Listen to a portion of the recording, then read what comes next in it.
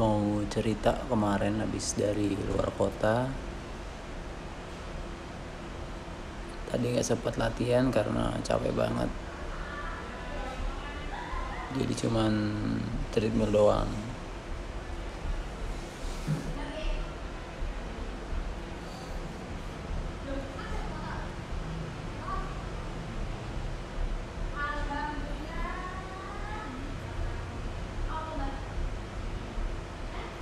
Halo. Yo, yang mau tanya-tanya seputar gym.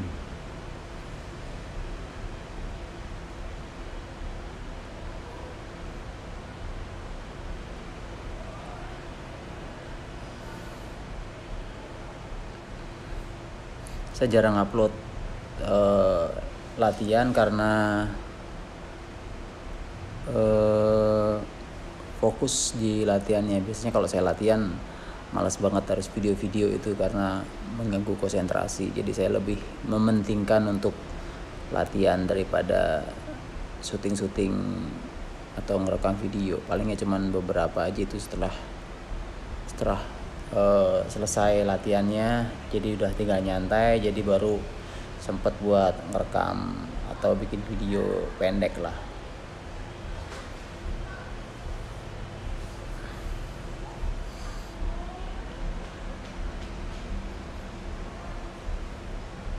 Besok rencananya mau ikut event di Indramayu. Event pertama setelah COVID.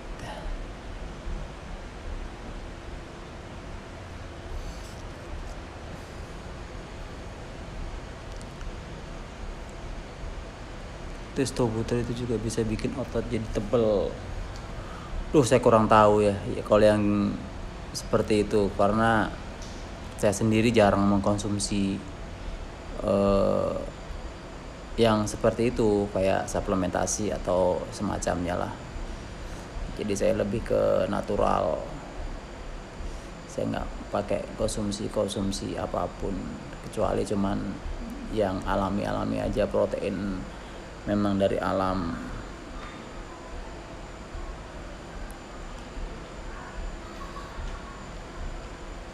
Saya mau tanya apa?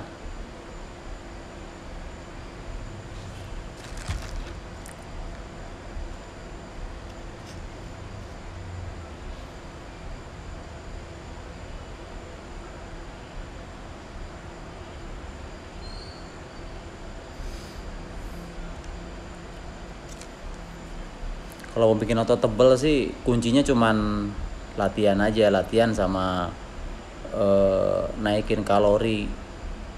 Kalau saya naikin kalori ya tetap harus bersih, dalam artian memang porsinya aja yang saya tambahin. Tapi kalau dari segi penambahan lain kayak garam atau gula itu saya nggak pernah ngelakuin itu. Tips biar bisa body fatnya 5%, konsisten aja. Saya sering banget ngasih tahu bahwa konsistensi itu adalah kunci utama untuk kita bisa mencapai target body fat terendah. Jadi yang pertama itu kalau kita body fat di bawah 5%, itu yang paling kelihatan itu atau bisa dilihat itu dari segi serat-seratnya. Mungkin kalau vascularity itu kita dapatkan dari kerja keras atau dari latihan kita. Tapi kalau serat itu kombinasi antara diet, terus latihan yang keras, sama konsistensi, timing, lebih ke timing ya. Jadi panjangnya kita melakukan diet sama latihan yang keras itu.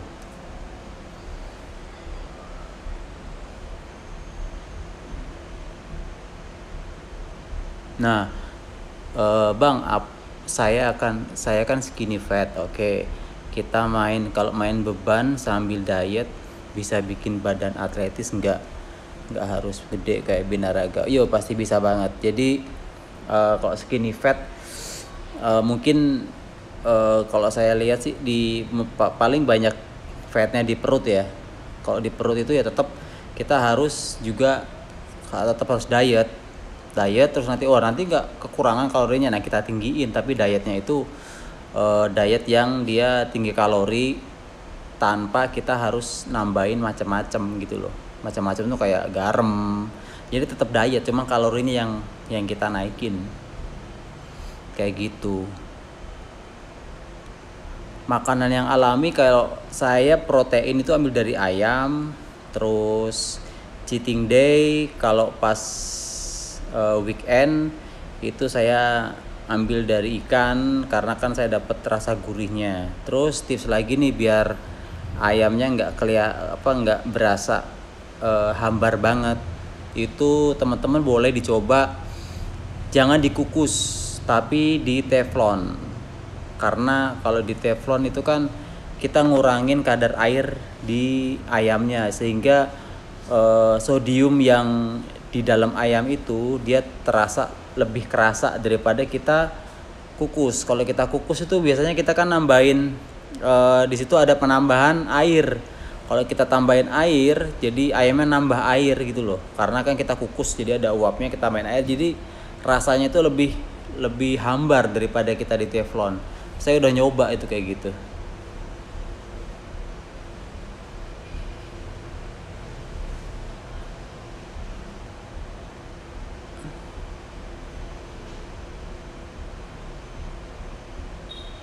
Sebenarnya makanannya sama, mau kalistenik mau di rumah atau di eh, taman, di mana aja tetap makanannya tetap sama. Kita harus jaga gitu loh, karena itu kan kuncinya. Nah, memang biasanya kalau halo Mas Wiji, iya kayak sandal jepit. Kalau makannya siang atau keras terus nggak dipotong-potong. Tapi kalau kita makannya pada saat anget terus kita potong kecil-kecil, itu rasanya lebih empuk daripada cuman utuh segini itu loh. Kalau saya biasanya tak potong-potong. Jadi ayam gini saya belah jadi 2, terus saya potong-potong jadi kotak-kotak kecil-kecil segini-segini. Kayak gitu. Dan biasanya malah kalau udah habis matang itu dia kan masih anget-anget tuh. Nah itu malah biasanya saya cemilin tuh.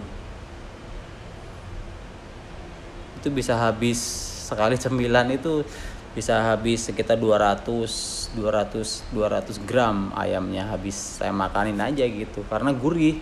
Tak teflon, jadi rasa rasa asinnya atau rasa gurihnya tuh dapat. Apalagi pas yang gosong-gosong itu, waduh enak banget. Paling bawah itu enak banget tuh. Cutting dulu atau bulking dulu, tergantung tingkat atau level body fatnya. Kalau saya menyaranin sih cutting dulu. Kenapa? Karena kalau kita cutting dulu, kita kan kalau biar bisa konsisten kan kita harus termotivasi terus. Nah, motivasi terbaik adalah diri kita sendiri. Jadi ketika kita kita cutting nih ya, kita ngelihat badan kita udah six pack atau udah kelihatan agak ada garis-garisnya, itu kan kita jadi tambah semangat buat latihannya. Nah itu dari situ biasanya kalau pengalaman saya ngedapetin motivasinya dari situ. Jadi saya semangat terus setiap hari, pengennya latihan terus karena saya pengen lihat, saya semakin kelihatan badannya, semakin kelihatan kering, semakin kelihatan garis-garisnya kayak gitu. Ya, jadi makanya harus anget. Makanya saya jarang nyimpen bikin ayam terus nanti siang baru dimakan atau sore baru dimakan, habis dia giginya karena keras itu tadi. Kalau kita angetin lagi juga tetap nggak enak kalau ayamnya kita teflon utuh gitu. Jadi kurus dulu baru kita build muscle.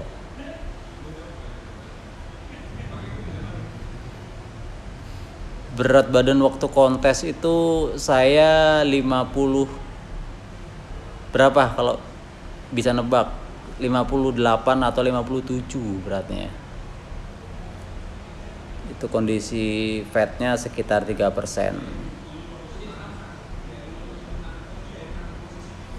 Jadi badan saya ini cukup lucu kalau menurut saya. Karena apa? Banyak teman-teman bilang kalau saya di bawah panggung itu nggak kelihatan sama sekali, nggak kelihatan kalau berotot gitu loh, kelihatan lebih kurus. Berat badan waktu kontes, apakah konsumsi kreatin saat cutting? Sebenarnya sih lebih ke suplementasi. Kreatin nggak masalah juga, tergantung respon tubuhnya. Karena pengalaman saya dulu, ada teman-teman saya juga yang dia pada saat dia kontes, saya lihat dia kering, konsumsi setiap hari kreatin sama putih telur ayamnya, putih telur dia ambil proteinnya. Padahal kan kebanyakan orang bilangnya kan kalau pakai kreatin atau putih telur pada saat diet kan bikin basah ya, tapi ternyata enggak juga. Kayak gitu ya, nanti tergantung respon tubuhnya.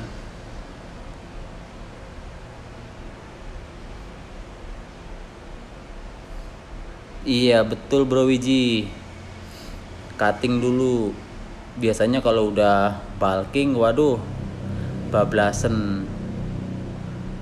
Jadi mau cutting lupa, atau alasannya bulking, naikin terus berat badannya sampai hilang ototnya, ketutup lemak kan.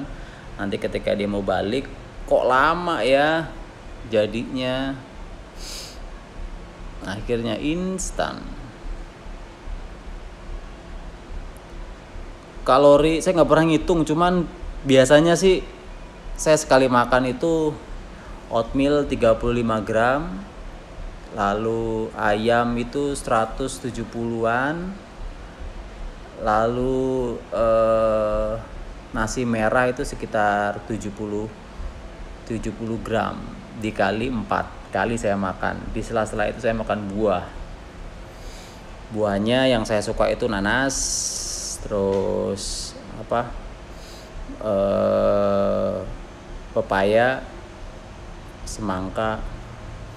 Kalau sekarang lagi musim mangga, saya bisa habis 1 kilo.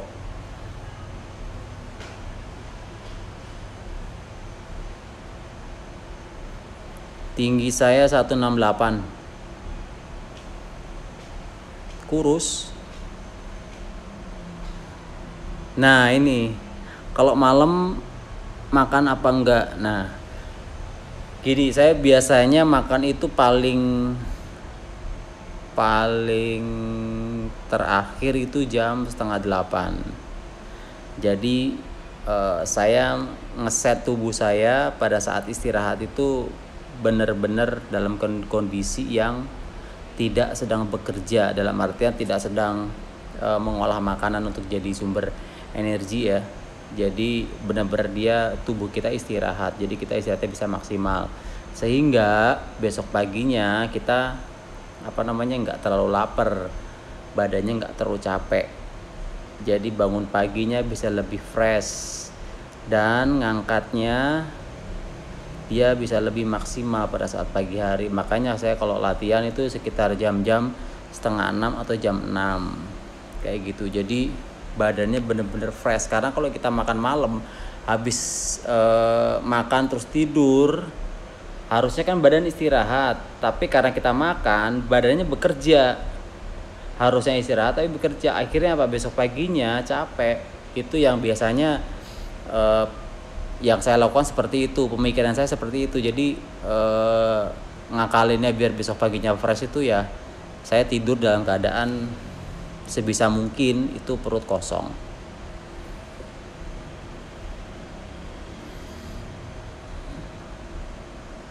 Kalau beras merah di mix dengan beras hitam apakah bagus? Bagus kok, asal porsinya aja yang kita tahu batasannya buat kita gitu loh. Kalau kita makan beras merah tapi porsinya banyak, sama aja kalorinya tinggi. Jadi yang harus kita pahami kebutuhan kalori kita ini berapa kayak gitu.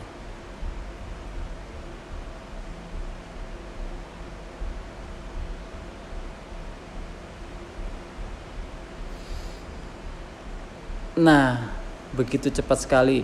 Kenapa saat cutting begitu cepat sekali menyusut otot? Padahal makan suplemen istirahat sudah tercukupi. Masalahnya di mana? Nah, pada saat cutting biasanya kan, ini cutting yang keberapa dulu nih?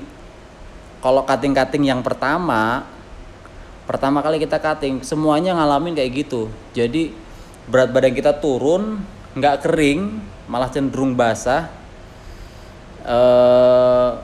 berat badannya turun ya, badannya nggak kering, jadi nggak kayak ototnya kayak layu itu loh. Itu adalah tahap-tahap penyesuaian. Kalau teman-teman ngalamin seperti itu, jangan berhenti tapi terus dikejar terus sampai dia kelihatan benar-benar kering. Nanti suatu saat pasti ketemu tuh berat badan yang dia benar-benar kering, fresh, ototnya juga keluar. Nah, teman-teman harus tahu tuh di berat berapa.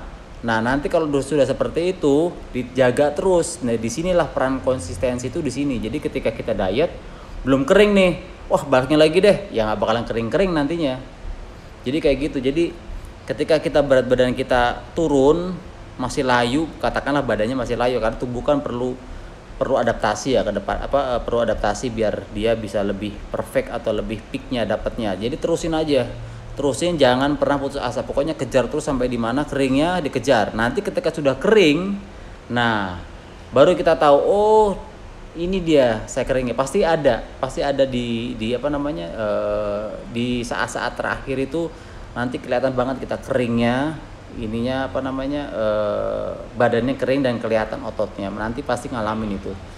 Tapi yang jelas disitulah nanti tantangannya, mampu nggak dia ngelewatin masa-masa kayak gitu tuh. Jadi badannya kurus, ototnya nggak kelihatan, nggak kering-kering kayak gitu. Saya juga dulu pernah ngalamin tahun 2014 saya ngalamin itu. Jadi di awal-awal saya diet, badannya cuma kurus doang, berat badannya sama yang sekarang 60-59, tapi badannya nggak kering. Nah sekarang alhamdulillah udah berat badan sama tapi kondisinya lebih baik dari yang sebelumnya gitu.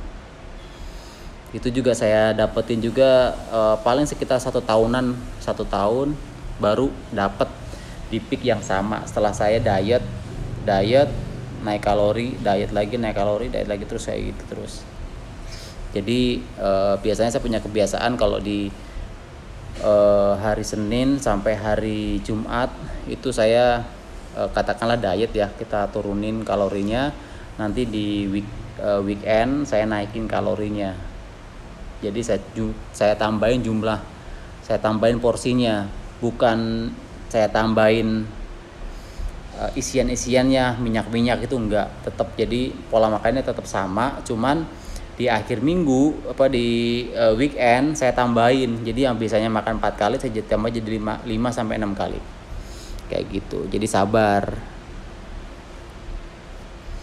Kalau pagi pola latihan baiknya sarapan dulu. Sarapan dulu karena buat tenaga ya. Biasanya kalau nggak sarapan saya juga biasanya lemes sih. Kayak gitu. Baiknya sarapan. Saya biasanya pagi itu sarapan sekitar jam 5:30, jam 5 itu habis subuhan. Jadi dapat dua tenaga tambahan dari tubuh yang istirahat, kita dapat freshnya, dapat tenaganya, terus dapat tambah lagi pada saat kita melakukan atau kita sarapan. Setelah sarapan kan powernya lumayan tuh. Saya biasanya nunggu 1 jam baru latihan.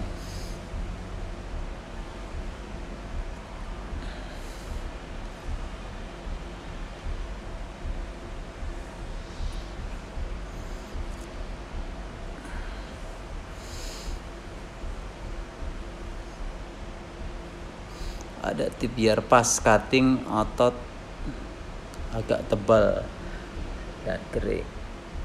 Tipsnya apa ya? Mungkin saya pernah dulu nyoba ya, cuman cukup berat sih. Jadi pada saat cutting sebisa mungkin bebannya paling enggak itu beban stabil tetap, tapi repetisinya ditambahin. Kalau nggak bisa repetisi ditambahin, setnya ditambahin. Memang jeda istirahatnya agak lama, cuman cukup cukup membuat saya terkesan gitu dengan setelah latihan kayak gini toh, kayak gitu.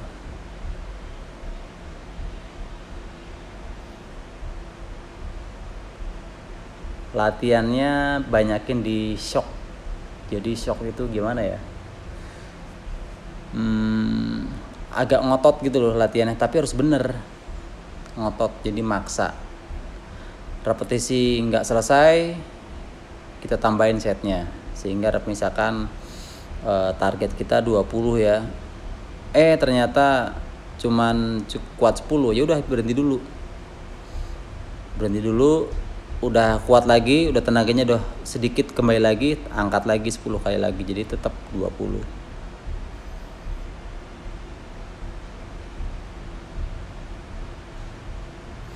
Saya latihannya itu, nah ini kalau latihan biasanya saya itu punggung, habis punggung bahu, habis bahu dada, habis itu kaki, kayak gitu, terus ulang lagi kayak gitu.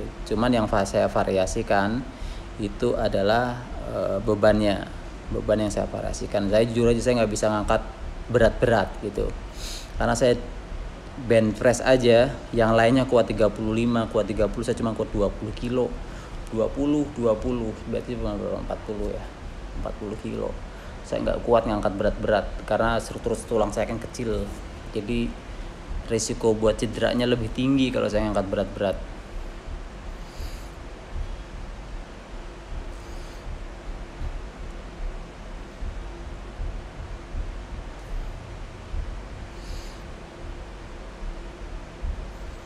Untuk cutting pertama disarankan sampai body fat berapa? Senyamannya. Kadang-kadang kalau saya ditanya, Mas berat sekarang body fat kok kurus banget sekarang, kayak gitu kan. Jadi tergantung kita senengnya di mana. Kalau saya memang paling senang itu di body fat rendah, karena dari situ saya bisa ngelihat genetik saya gitu loh. Lebih kelihatan lah, dan membuat saya lebih pede. Sekarang tergantung teman-teman nyamannya di body fat berapa gitu. Tapi kalau pada saat kita mau kontes kan beda lagi ya, harus bener-bener kelihatan kering gitu loh. Sekarang gini, tiap orang dia punya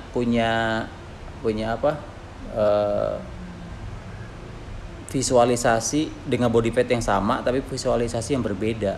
Tiap orang punya ini yang berbeda-beda gitu. Jadi teman-teman juga harus cermat ketika berat badan sekian, dilihat nih kering apa enggak nih. Misalkan berat 5%, dilihat udah cukup kering kok, ya udah kayak gitu loh, nyaman enggak kayak gitu. Kalau misalkan ikut kontes, kira-kira mampu bersaing enggak gitu. Terus tip persiapan H-3, persiapannya sih kalau saya nggak ada nggak ada persiapan yang terlalu istimewa atau gimana gitu loh. Karena kalau saya ngelihatnya, saya patokannya selalu 3 minggu sebelum hari H badan saya harus kering. Kalau 3 minggu belum kering, maksudnya masih basah gitu ya, 3 minggu sebelum hari H itu masih basah, ya saya biasanya masih ragu-ragu, dan kebanyakan saya lebih baik saya nggak ikut gitu loh.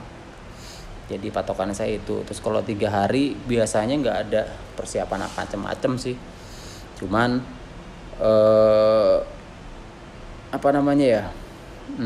kalau kita udah kering ya tetap dia kering. Kita H-3 itu nggak ada program atau nggak ada pola yang harus kita rubah, jadi tetap aja stay.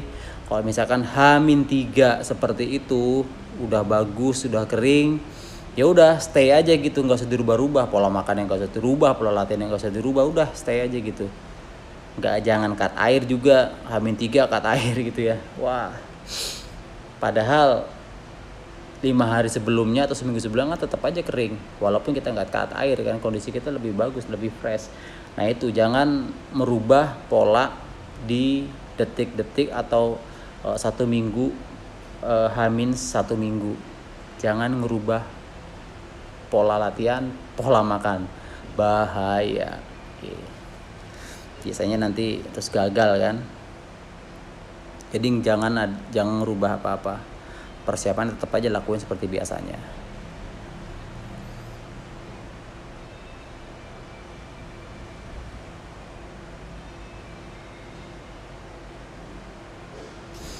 Beli saya baru 3 bulan nge-gym, sudah pakai pola latihan, pola makan, kalori sudah dikurangin, tapi berat badan malah nambah 2 kilo.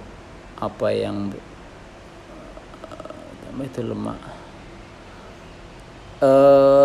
Kita harus lihat, kita nggak bisa 3 bulan nge-gym, baru 3 bulan harusnya sih sudah ada kelihatan ya kalau kita kalorinya kita turunin. Tapi kalau saya sih ngelihatnya lebih ke ini pola makannya seperti apa yang dikonsumsi itu juga sangat berpengaruh. Padahal kalorinya mungkin sama, cuman jenis makanannya apa itu juga berpengaruh. Terus pola latihannya yang seperti apa juga. Sekarang kalau makanannya udah diturunin tapi pola latihannya, kalori yang dibuangnya nggak banyak, ya sama aja kayak gitu. Terus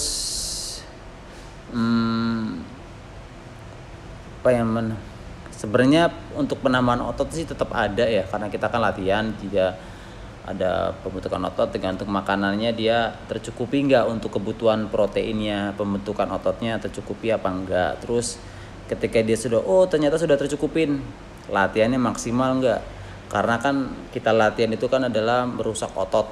Jadi ketika semakin banyak ototnya dirusak, maka kebutuhan dia proteinnya itu akan semakin besar. Nah dari situ ototnya kan akan semakin lama diperbaiki dengan protein, semakin lama semakin tebal, semakin tersebal, semakin gede kayak gitu. Jadi kita harus tahu tuh pola latihannya yang seperti apa, yang harus lebih detail lagi. Pola makannya juga sama, harus lebih detail lagi.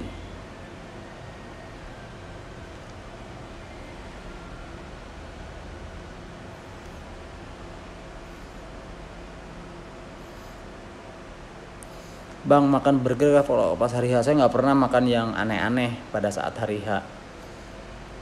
Biasanya kalau kontes itu kan ya Sabtu atau Minggu ya, weekend kan, itu sama.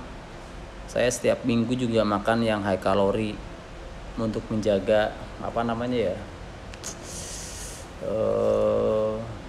moodnya kita gitu loh, biar hormonnya bisa naik pada saat weekend itu kita up kalorinya. Tapi jangan salah sangka, up kalori itu yang seperti apa kayak gitu.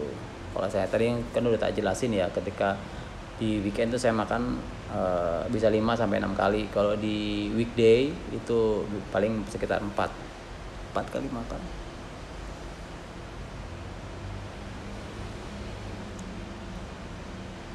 Oke, mungkin itu dulu. Next kita sambung lagi, kita ngobrol-ngobrol lagi, kita sharing lagi. Semoga bermanfaat.